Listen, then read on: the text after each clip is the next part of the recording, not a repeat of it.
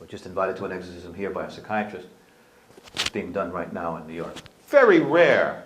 But what the exorcism does show us, though, is how hostile, how deceptive these beings are, and how they work.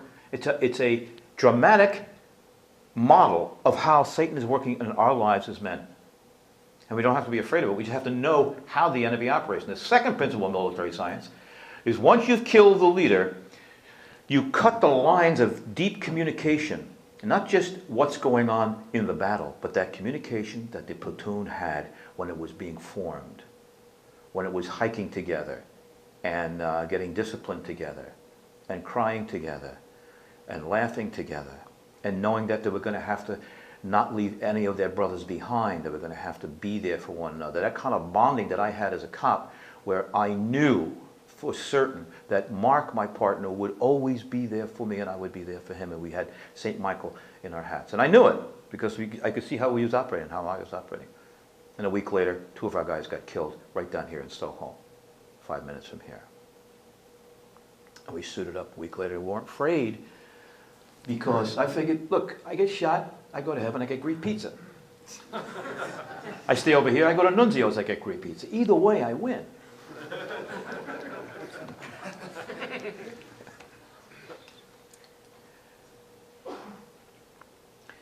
So you cut the lines of intimate communication between the guys and you just walk in. And that's what the devil and sinful guys who hate us are doing. Our relationships as men. Hey, how you doing? How's your golf game, right? How you feel? Good. Praise God. Yeah. Nice Camaro you got there. Yeah, nice. Yeah, see you again. See you soon. This is it, guys. That's it. And we're all hungry, we're all lonely. We're either pretending that we're not lonely. We don't know how to, we're cutting the lines of communication. How? What does the devil use? Email. Get your email. Get your cell phone. Get your internet. Whoop, there it is again. Oh, get moving. Keep going. Yep, see you soon. Keep running. Run from yourself. Run from counseling. Run from Eucharistic adoration. Run from your friends. And that's how you're going to get taken out. Because you're not with your buddies. Jesus had 12 men who changed the entire universe. In 3 years, his platoon was so tight, they were ready to die for him and for one another. They knew everybody's sins. Everybody knew who's drinking too much. Well, everybody knew that Peter was, a bit of a moron. Okay? He kept on making promises he couldn't keep and making promises he couldn't keep. And Peter's the one who knew it the most. Look, forget about it, Jesus. Leave me alone. I'm a sinful man. Go away. Ordinary guys, like you and I. Well, you're more ordinary than I am, but, but ordinary guys. That's who he chooses. He doesn't choose the tough guys. If I'm looking for a leader, here's what I look for. And I interview people. They come in with their resumes. I said, no, I don't want to see your resume. It's okay. Yeah, but I went to Harvard and Catholic U and Georgetown. It was very nice, but that's okay. Let me do some other things.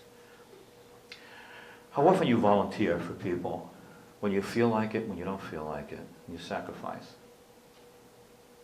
You visit sick people, prisoners. You work with the poor regularly. Well, I bring a turkey like during Christmas. Turkey, breaking my heart.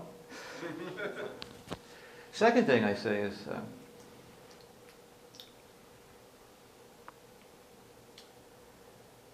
how have you really hurt yourself, injured yourself?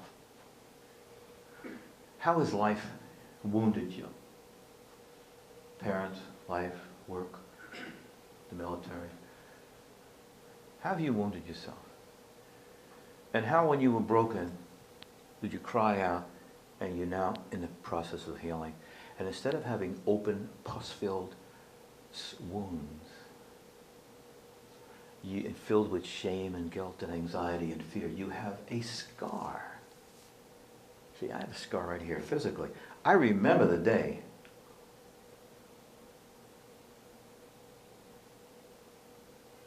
that knife hit me. But it's a healed memory because I've forgiven the person, it's healed. And I also physically remember it doesn't have the power to lessen my manhood, my ability to love. Used to, before I went to counseling, and before I knelt before the Lord and say, use me. I love you. You can have anything you want. He says, okay, son. He starts changing it.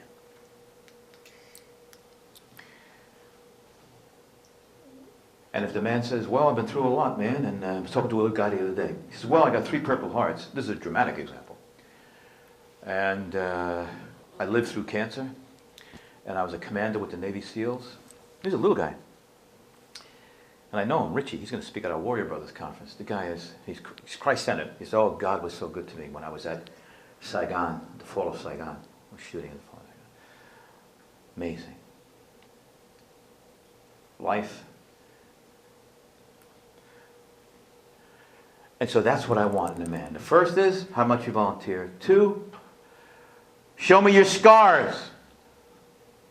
I want to know all your scars.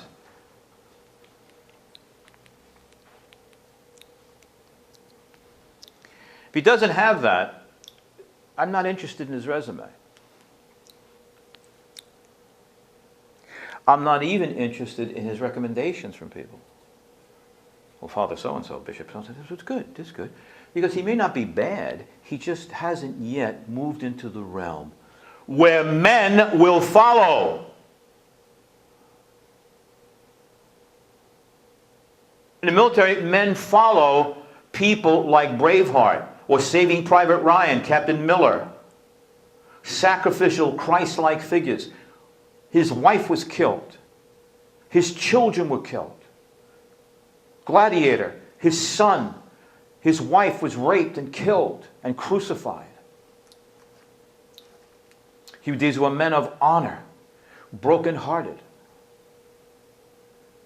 Instead of hiding in religion, instead of avoiding counseling, instead of hiding and becoming bitter and hostile, they got the healing they needed. And as he was dying, Saving Private Ryan, Captain Miller says, earn this thing, earn this. I've given my life to you like Christ. Now, carry on. Become the man that God desires you to be. I'm going to tell you something right now. There's 10 prayers that God always, this is theologically accurate, always hears, sometimes immediately. The first one is, use me. With all my sins, with all my hang-ups, use me. And he will. He'll take you wherever you are and take you through a process, and he'll use you. If you say, use me powerfully to do great things, he'll do precisely that. I'm a doctor. I'm a therapist. If you start talking to me and say, well, I am a humble person. I don't believe I should do great things. Then I will take that as truth and I will kill you.